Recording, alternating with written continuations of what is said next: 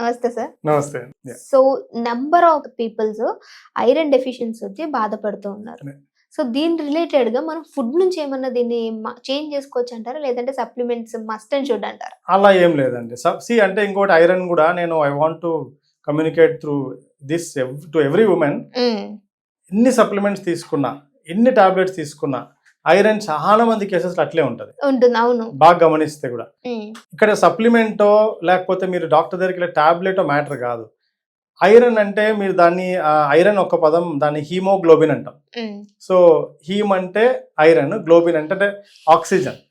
So అంటే blood లో మీరు తీసుకున్న ఫుడ్ ప్రాపర్ గా స్ప్రెడ్ అవ్వలేదు అనుకోండి, ఆక్సిజన్ ఫ్లో సరిగా లేదనుకోండి, సో మీ ఐరన్ కూడా బాడీకి స్ప్రెడ్ అవ్వదు, పాస్ అవ్వదు.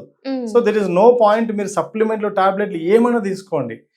నేనేం చెప్తానంటే ఇట్ షుడ్ బి బ్యాలెన్స్డ్. మీరు ఐరన్ రిచ్ ఫుడ్స్ తీసుకుంటూ మీ బాడీకి ఒక సఫిషియంట్ ఫ్లో ఆఫ్ ఆక్సిజన్ జరగాల. అది జరగకపోతే మీకు డెఫినెట్గా ఎప్పటికీ మీ ఐరన్ ఇంక్రీజ్ కాదు. మీరు ఎంత మంచి ఫుడ్ తిన్నప్పటికి కూడా అంతంత మాత్రంగానే ఉంటుంది తప్ప పెరగదు. అదే మీరు నేను ఇచ్చే అడ్వైజ్ ఏమంటే iron rich foods like nuts కావచ్చు, ఆకుకూరలు కావచ్చు, నాన్ వెజిటేరియన్స్ అయితే you can have non veg like eggs కావచ్చు విత్ ఎల్లో మళ్ళీ, అండ్ తర్వాత లివర్ కావచ్చు, ఫిష్ కావచ్చు, మటన్ కావచ్చు, ఇవన్నీ కూడా మీరు తీసుకుంటూ డూ బ్రీతింగ్ ఎక్సర్సైజ్ అట్లీస్ట్ ఒక 20 minutes a day. ఆ తర్వాత మార్పు చూడండి విపరీతంగా మీకు. ఫర్ ఎగ్జాంపుల్ బ్రీతింగ్ ఎక్సర్సైజ్ ఏ విధంగా స్టార్ట్ చేయొచ్చు అంటే యూ కెన్ స్టార్ట్ బ్రీతింగ్ అంటే స్లోగా ఈక్వల్ బ్రీతింగ్ అంటాం. అంటే ఒక 3 seconds బ్రీత్ తీసుకుంటాము, స్లేమ్ 3 seconds 4 seconds బ్రీత్ తీసుకున్నారా ఫుల్ గా మీ డయాఫ్రమ్, అంటే చాలా మంది బ్రీత్ తీసుకుంటే ఇక్కడ ఇట్లా కాదు, అంటే హోల్డ్ చేయాలి అంటారా బ్రీత్ ని? దాంట్లో డిఫరెంట్ టైప్స్ ఉన్నాయి మళ్ళీ.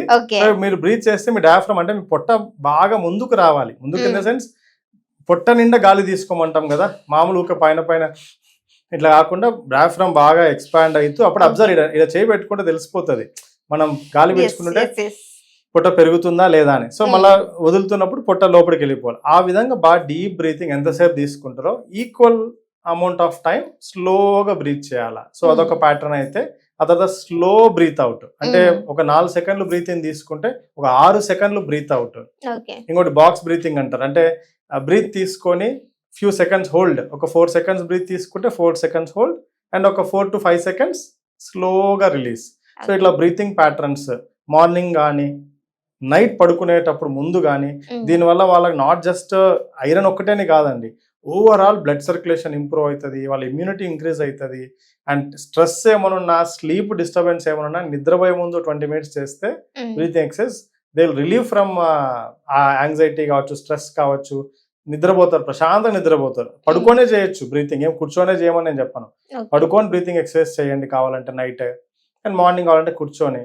సో అలా ఐరన్ రిచ్ ఫుడ్స్, ఐరన్ పెరగాలి అంటే not just about tablet supplements కాదు, ప్రాపర్ డైట్ ఈజ్ ఇంపార్టెంట్. దాంతో పాటుగా add a little breathing exercise, అప్పుడప్పుడు కార్డియో ఎక్సర్సైజెస్ కూడా.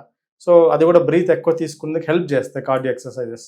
అది చేయలేని వాళ్ళు, అంటే మోకాలు నొప్పులు ఉంటే, ఇప్పుడు ఎల్డర్లీ ఉమెన్ కావచ్చు, ఏదైనా వాళ్ళ స్పెషల్ కండిషన్స్ లైక్ ప్రెగ్నెన్సీ కావచ్చు, వాళ్ళు దే కెన్ ఇంట్లో కూర్చొని బ్రీతింగ్ చేసుకోవచ్చు.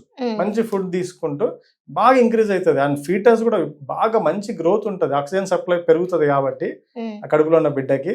ఎస్పెషల్లీ ప్రెగ్నెంట్ ఉమెన్ సఫర్ అవుతారు బాగా, ఐరన్ తక్కువ ఉందని ఇంజెక్షన్ వేయాలి, లేకపోతే బ్లడ్ ట్రాన్స్ఫ్యూజన్ చేయాలి, అలా అడుగుతుంటారు వాళ్ళకి. సో వాళ్ళు ఇది చేయగలిగితే with proper food and breathing 100% మంచి ఇంక్రీజ్ అవుతుంది విత్ ఇన్ ఫ్యూ మంత్స్ అండి. ఓకే, ఒక చిన్న మాట సార్, నార్మల్గా మీరు అన్నట్టు ఐరన్ రిచ్ రిలేటెడ్ ఫుడ్స్ తీసుకోవడం బెస్ట్ అని, బట్ చాలా ఓవర్గా తగ్గిపోయినప్పుడు వీళ్ళు సప్లిమెంట్స్ తీసుకుంటారు. ఇట్స్ ద బెస్ట్ ఆర్ లేదంటే న్యాచురల్గా తీసుకోవడం మంచిది అంటారు? తగ్గిపోయినా అంటే ఆ కండిషన్ అండి. ఇప్పుడు కొన్ని కేసెస్లో వాళ్ళకి సర్జరీ నీడ్ ఉంటుంది, ఏదన్నా ఇప్పుడు ప్రెగ్నెన్సీ ఉన్నారు, డెలివరీ టైంలో చాలా లో ఉంటే డెఫినెట్గా వాళ్ళు they should go for alternative temporary మెథడ్స్కి వెళ్ళాల్సిందే. ఇంజెక్షన్స్ కావచ్చు, బ్లడ్ ట్రాన్స్ఫ్యూజన్ కావచ్చు, ఏదో ఒకటి. బట్ అలా కాదు, వాళ్ళకు లైక్ మేబీ ఒక 8-9 ఆ రేంజ్లో ఉంది హెచ్బి అన్నది. సో మరీ దారుణమైన కండిషన్ కాదు, అలా అని మంచిదేని కాదు. సో యూ హ్యావ్ టైం, స్లోగా న్యాచురల్ వేస్లో గుడ్ అమౌంట్ ఆఫ్ ఐరన్తో పాటుగా సి విటమిన్ చాలా మేజర్ రోల్ ప్లే చేస్తుంది. సి విటమిన్ రిచ్ ఫుడ్స్ తీసుకోకుండా కేవలం ఐరన్ రిచ్ ఫుడ్సే తీసుకుంటే అబ్జర్వ్ కాదు. So vitamin C also needed. అంటే సే ఫర్ ఎగ్జాంపుల్ మీరు ఈ రోజు ఒక మంచి పాలకూర తిన్నారు, పాలకూర కర్రీ మంచిది అని చెప్పి ఐరన్, ఆ రోజుల్లో ఖచ్చితంగా ఒక లెమన్ ని కూడా ఏదో రూపంలో తీసుకోమని చెప్తా. లెమన్ ఇన్ వాటర్ కావచ్చు, ఒక 1 లీటర్లో 1 లెమన్ డైల్యూట్ చేసుకొని స్లోగా ఒకేసారి ఒక గ్లాస్ వాటర్ కలిపి తాగేస్తే అది వాటర్ సాల్యుబుల్ వైటమిన్. మనం తాగేసినామంటే within few minutes or maybe 1-2 hours లో యూరిన్ పాస్ చేసి వెళ్ళిపోతుంది. అది యూస్ ఉండదా? యూజ్ చేసుకుంటుంది బాడీ, కానీ ఆ కొద్దిసేపు అంటున్నా ఇట్స్ స్టోర్ అవ్వదు అది. కాబట్టి అది మీరు డైల్యూటెడ్ గా తీసుకున్నారనుకో, ఒక 1 లెమన్ 1 లీటర్లో యాడ్ చేసుకుని, 1 లీటర్ అయితే మనం 10 నిమిషాలు 20 నిమిషాలు తాగలేం కదా. సో స్లోగా more over lemon SIP by SIP ఒక 2 hours 3 hours దాన్ని మీరు తాగేసినారనుకోండి, దర్ ఈస్ నో పాయింట్, వెంటనే బయటికి వెళ్ళిపోదు. అట్లీస్ట్ మీరు ఆ రోజు తిన్న ఐరన్ తాలూకు అబ్జార్ప్షన్ ఈ వైటమిన్ సి రావడం వల్ల బాగా ఇంక్రీజ్ అవుతుంది. అంటే ఫర్ ఎగ్జాంపుల్ ఎవ్రీడే మనం తీసుకునే వాటర్ లో ఒక లెమన్ స్క్వీజ్ చేసి చాలా మంచిది, చాలా మంచిది. ఐ అడ్వైజ్ ఎవ్రీ వన్, రోజులో ఒక లెమన్ మీరు యాడ్ చేసుకోగలిగితే ఇమ్యూనిటీ భయంకరంగా బూస్ట్ అవుతుంది. సో అది మీ బాడీలో ఆక్సిడేటివ్ స్ట్రెస్ ఏమైనా ఉంటే దాన్ని తగ్గిస్తుంది. సో చాలా అద్భుతంగా యూజెస్ ఉన్నాయి.